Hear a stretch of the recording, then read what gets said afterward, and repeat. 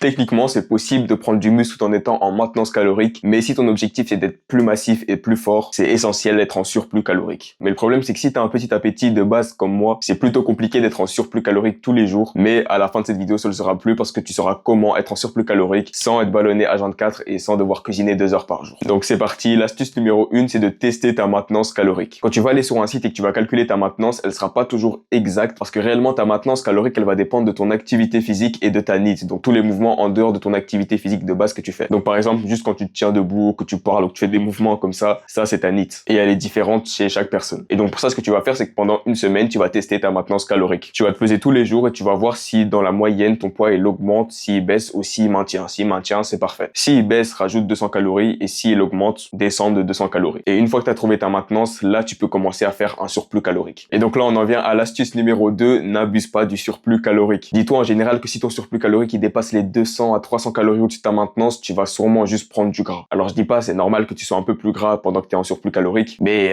faut pas abuser non plus, tu vois. Parce que quand tu dépasses un certain stade, tu prends juste du gras pour prendre du gras et tu prends plus vraiment de muscle. Et donc c'est pour ça qu'il faut faire attention de pas dépasser les 200 à 300 calories au-dessus de ta maintenance. Par contre, encore une fois, si tu vois que quand tu es en maintenance, tu prends pas du poids au global dans la semaine, c'est que tu dois augmenter un petit peu les calories. Mais ça doit pas dépasser les genre 3-4 kilos par mois, sinon là vraiment c'est que tu prends du gras. À part si t'es débutant, là tu peux prendre un peu plus de muscle. Ensuite, l'astuce numéro 3, c'est de prioriser les aliments denses en calories. Si tu essayes d'être en surplus calorique, mais que tu t'envoies plein de salades, de pommes de terre, de brocolis et de légumes en général, tu vas galérer, ça va être très compliqué. Mais si tu manges des aliments denses en calories, comme par exemple tout ce qui est oléagineux, les noix, les cacahuètes, le beurre de cacahuètes, ou tout ce qui est fruits riches en calories comme les bananes ou les avocats, ou les produits laitiers du genre lait entier et crème fraîche, là ça va être beaucoup plus facile. Si tout ton surplus calorique tu le fais sur base de riz, poulet, brocoli, ça va être très compliqué d'avoir assez de calories. Parce que c'est des aliments qui genre ont un gros volume mais pour pas beaucoup de calories, alors qu'il y a d'autres aliments qui ont un petit volume mais qui ont beaucoup de calories dedans. Et donc c'est vraiment ceux-là que tu dois prioriser si tu as envie d'être en surplus calorique. Ensuite, la quatrième astuce, c'est les calories liquides. Ça c'est très simple, dis-toi que ce smoothie fait plus de 900 calories. Je te mets les ingrédients ici. C'est super bon et l'avantage c'est que quand t'as plus faim, tu sais souvent encore boire et du coup t'as juste à boire ça et tu t'envoies plein de calories. Là il est à 900 calories mais tu peux vraiment en faire à 1200 calories même si tu veux. Pour finir, l'astuce numéro 5, c'est de préparer tes plats à l'avance. Donc tous les week-ends, tu vas te poser, tu vas préparer tous tes plats de la semaine à l'avance et ça devrait te prendre genre 2 heures max. C'est super pratique, t'as juste à les mettre genre au congélateur ou au frigo, puis tu les ramènes à l'école ou tu les sors tous les midis, tu les réchauffes et t'as ton plat, tes calories toutes faites. Ça fait qu'il y a plus de moments pendant la semaine où t'es là en mode j'ai la flemme de cuisiner, vas-y je mange pas, ou alors je commande un truc, ou bref. C'est souvent là qu'il y a des galères qui se passent dans ta diète. Pour beaucoup de gens en tout cas, c'est dans ces moments-là qu'il y a des galères avec leur diète. C'est quand ils rentrent tard le soir qu'ils ont la flemme de cuisiner. Mais quand tu prépares tes plats à l'avance, ils sont là dans le frigo, t'as juste à les prendre, les mettre dans le micro-ondes et puis c'est bon. Si tu veux que je te montre en détail les recettes que je fais personnellement pour la semaine, mets le temps de la vidéo maintenant. À part ça, like, abonne-toi et n'oublie pas de checker le lien dans la description parce que je suis sûr que ça va t'aider. On se capte dans la prochaine vidéo. Ciao ciao.